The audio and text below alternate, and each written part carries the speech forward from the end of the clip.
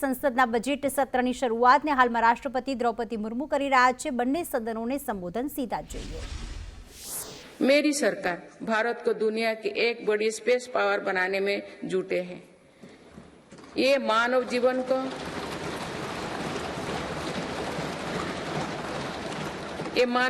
को बेहतर बनाने का एक माध्यम है। साथ ही ये स्पेस इकोनॉमी में भारत की हिस्सेदारी बढ़ाने का भी प्रयास है। भारत के स्पेस प्रोग्राम के विस्तार के लिए महत्वपूर्ण फैसला लिए गए हैं। इसके कारण अनेक नए स्पेस स्टार्टअप्स बने हैं।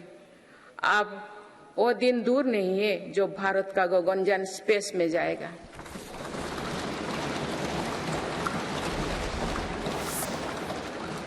माननीय सदस्यगण, मेरी सरकार ने भारत को दुनिया के अग्रणी डिजिटल इकोनॉमीज में से एक बनाया है। इससे करोड़ों युवाओं को रोजगार मिला है। हमारा प्रयास है कि चौथी औद्योगिक क्रांति में भारत दुनिया में सबसे आगे रहे।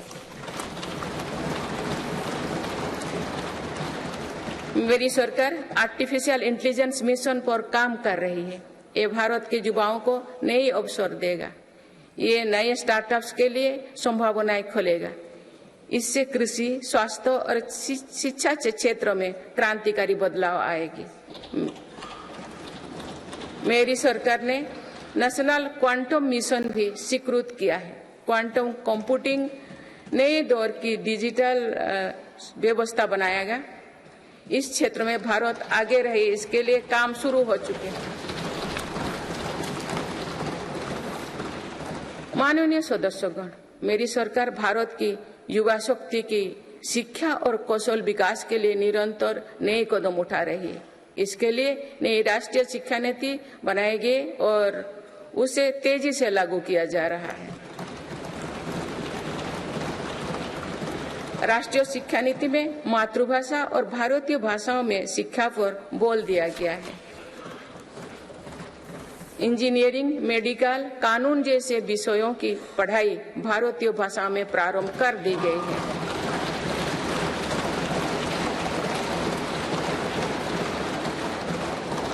स्कूली शिक्षा में गुणवत्ता लाने के लिए मेरी सरकार 14,000 से अधिक पीएम श्री विद्यालयों पर काम कर रही है। इनमें से 6,000 से अधिक विद्यालय शुरू हो चुके हैं। मेरी सरकार के प्रयासों से देश में ड्रॉप आउट रेट कम हुआ है।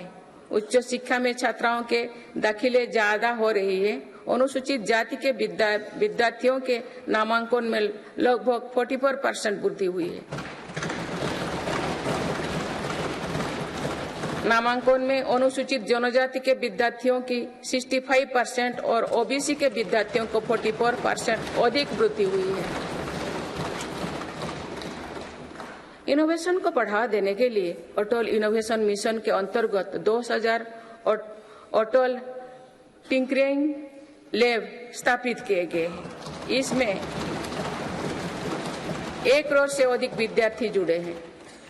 साल 2014 तक देश में 7 एम्स और 390 से भी कम मेडिकल कॉलेज थे। वही पिछले दशक में 16 एम्स और 315 मेडिकल कॉलेज स्थापित किए गए हैं।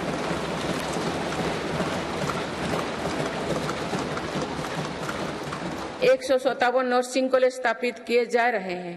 पिछले दशक में एमबीबीएस की सीटों में 2 गुना से भी अधिक की वृद्धि हुई है। माननीय सदस्यगण, पर्यटन क्षेत्र युवाओं के लिए रोजगार देने वाला एक बड़ा सेक्टर है। मेरी सरकार ने बीते 10 वर्षों में पर्यटन के क्षेत्र में अभूतपूर्व काम किए हैं। भारत में घरेलू टूरिस्ट की संख्या के साथ ही भारत आने वाले विदेशी पर्यटकों की संख्या भी बढ़ी है।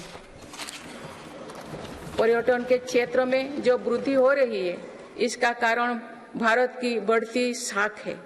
आज दुनिया भारत को देखना और जानना चाहती है। इसके अलावा शानदार कनेक्टिविटी विकसित होने के कारण भी पर्यटन का दायरा बढ़ा है।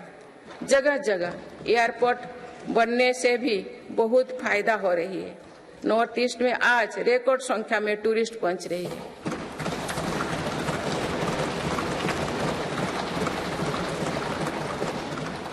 अंडमान निकोबार और लक्षद्वीप को लेकर उत्साह चरम पर है। मेरी सरकार ने देश भर में तीर्थ और ऐतिहासिक स्थलों के विकास पर बल दिया है।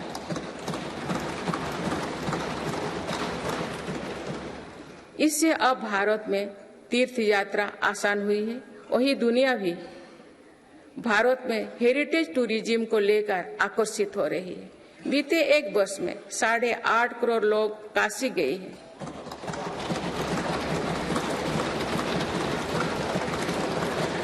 पाँच करोड़ से अधिक लोगों ने महाकाल के दर्शन किए हैं।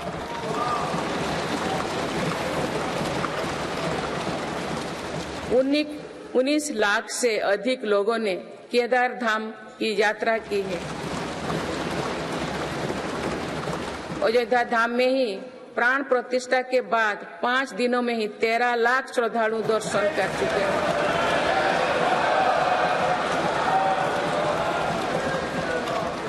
पूर्व पश्चिम उत्तर दक्षिण भारत के हर हिस्से में तीर्थ स्थलों पर सुविधाओं का अभूतपूर्व विस्तार हो रहा है। मेरी सरकार भारत को मीटिंग और प्रदर्शनी से जुड़े सेक्टर में भी अग्रणी बनाना चाहती है। इसके लिए भारत मंडपम और यशोभूमि जैसा इंफ्रास्ट्रक्चर बनाया जा रहा है।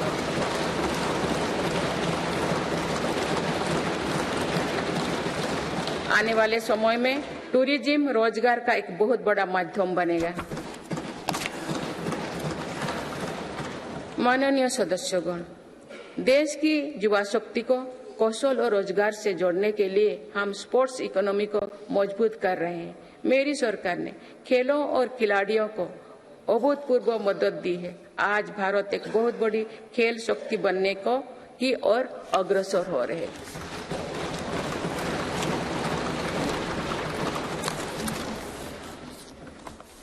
खिलाड़ियों के साथ ही आज हम स्पोर्ट्स से जुड़े दूसरे क्षेत्रों पर भी बल दे रहे हैं। आज नेशनल स्पोर्ट्स यूनिवर्सिटी बन चुकी है।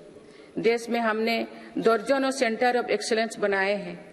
इससे स्पोर्ट्स को एक प्रोफेशन के रूप में चुनने का अवसर युवाओं को मिलेगा।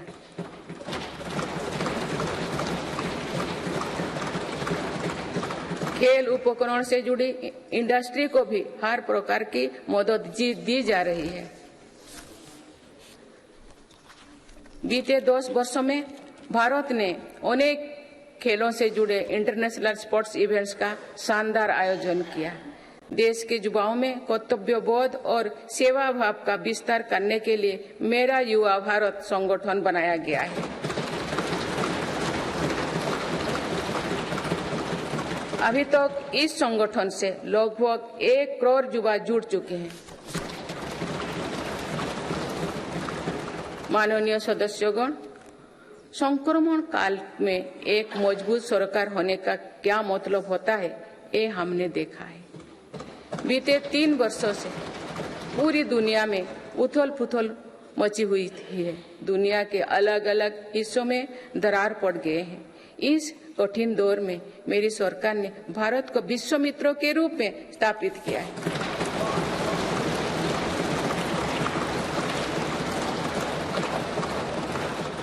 विश्व मित्रों की भूमिका के कारण ही आज हम ग्लोबल साउथ की आवाज बन पाए हैं। बीते 10 वर्षों में एक और पुरानी सोच को बदला गया है। पहले डिप्लोमेसी से जुड़े कार्यक्रम को दिल्ली के गलियारे तक ही सीमित रखा जाता था। मेरी सरकार ने इसमें भी जनता की सीधी भागीदारी सुनिश्चित की है। इसका एक बेहतरीन उदाहरण भारत द्वारा G20 अध्यक्षता के दौरान देखा गया है।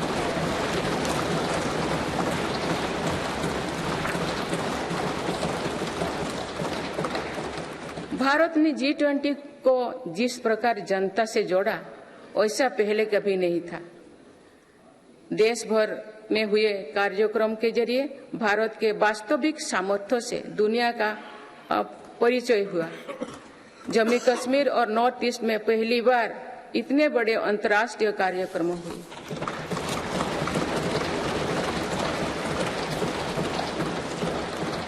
पूरी दुनिया ने भारत में हुए ऐतिहासिक G20 सम्मेलन की प्रशंसा की। ऐसे बंटे हुए महलों में भी एकमत से दिल्ली घोषणा पत्र जारी होना ऐतिहासिक है।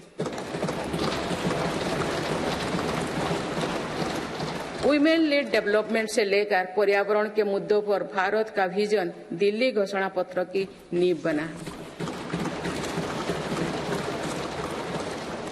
हमारे प्रयासों से G20 में अफ्रीकन यूनियन के स्थायी सदस्यता को भी सराहा गया है। इसी सम्मेलन के दौरान Bharat middle east Europe corridor के निर्माण की घोषणा हुई है।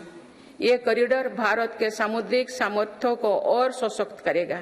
ग्लोबल बायोफ्यूल अलायंस का लॉन्च होना भी बहुत बड़ी घटना है। इस प्रकार के कदम वैश्विक समस्याओं के समाधान में भारत की भूमिका का विस्तार कर रहे हैं।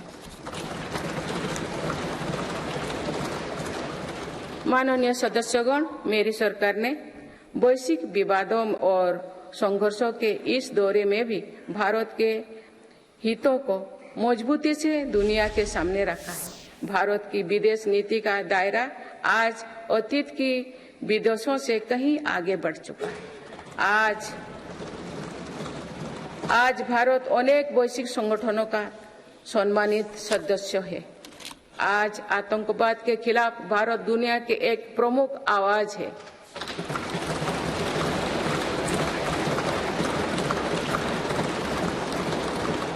भारत आज संकट में फंसी मानवता की मदद के लिए मजबूती से पहल करता है। दुनिया में कहीं भी संकट आने पर भारत वहां तेजी से पहुंचने का प्रयास करता है।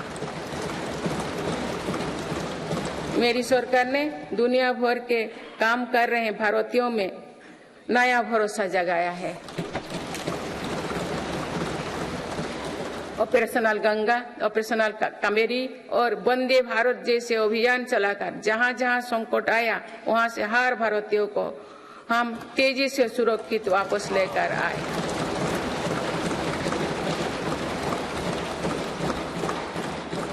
मेरी सरकार ने योग, प्राणायाम और आयुर्वेद की भारतीय परंपरा को पूरी दुनिया तक पहुंचाने के लिए निरंतर प्रयास किए। पिछले वर्ष संयुक्त राष्ट्र संघ के मुख्यालय में 135 देशों की प्रतिनिधित्व ने एक साथ योग किया।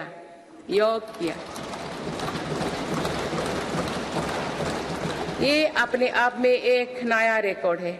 मेरी सरकार ने आयुष पद्धतियों के विकास के लिए एक नया मंत्रालय बनाया है। विश्व स्वास्थ्य संगठन का पहला global centre for traditional medicine भी भारत में बन रहा है। माननीय सदस्यगण, सभ्यताओं के कालखंड में ऐसे पड़ाव आते हैं जो सदियों का भविष्य तय करते हैं।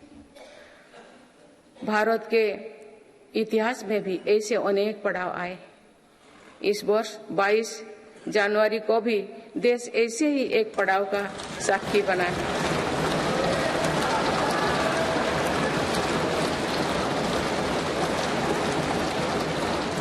सदियों की प्रतीक्षा के बाद अयोध्या में रामलला अपने भव्य मंदिर में विराजमान।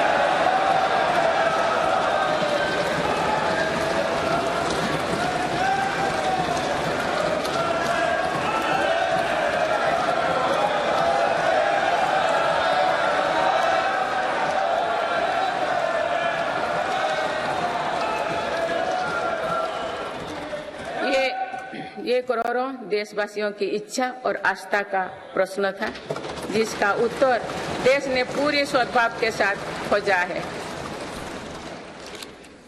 माननीय सदस्यगण, आप सभी करोड़ों भारतीयों की आकांक्षाओं के प्रतिनिधि हैं। आज जो युवा स्कूल कॉलेज में है, उनके सपने बिल्कुल अलग हैं। हम सभी का ये दायित्व है कि अमृत पीढ़ी के सपनों को पूरा करने में कोई कसर बाकी ना रहे।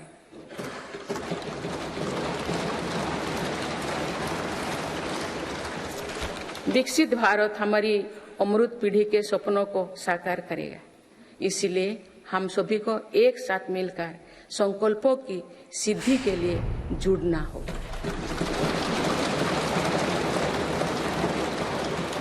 माननीय अटल जी, माननीय सदस्यगण, श्रद्धेय अटल जी ने कहा था, अपनी ध्येय यात्रा में हम कभी रुके नहीं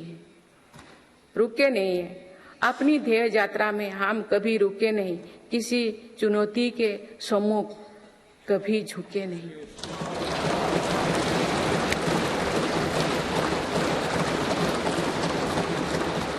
मेरी सरकार 140 करोड़ देशवासियों के सपनों को पूरा करने की गारंटी के साथ आगे बढ़ रही है। मुझे पूरा विश्वास है कि ये नया संसद भवन भारत की ध्येय यात्रा को निरंतर ऊर्जा देता रहेगा, नई और स्वस्थ परंपरा बनाएगा। वर्ष 2047 को देखने के लिए अपने साथी तो अब इस सदन में नहीं होंगे, लेकिन हमारी विरासत ऐसे होनी चाहिए कि तब की पीढ़ी हमें याद रखे।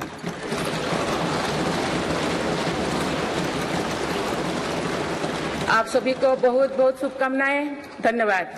जय हिंद, जय Bharat.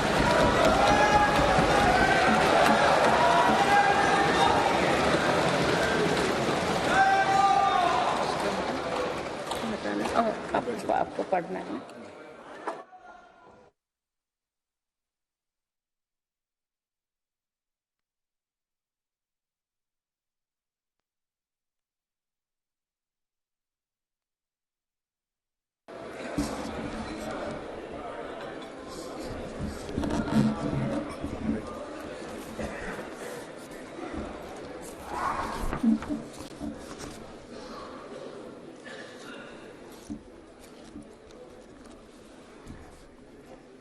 Honorable President, honorable members, I wish to read some parts from the English version of Honorable President's address, and the rest may be considered as read. This is my first address in new Parliament building.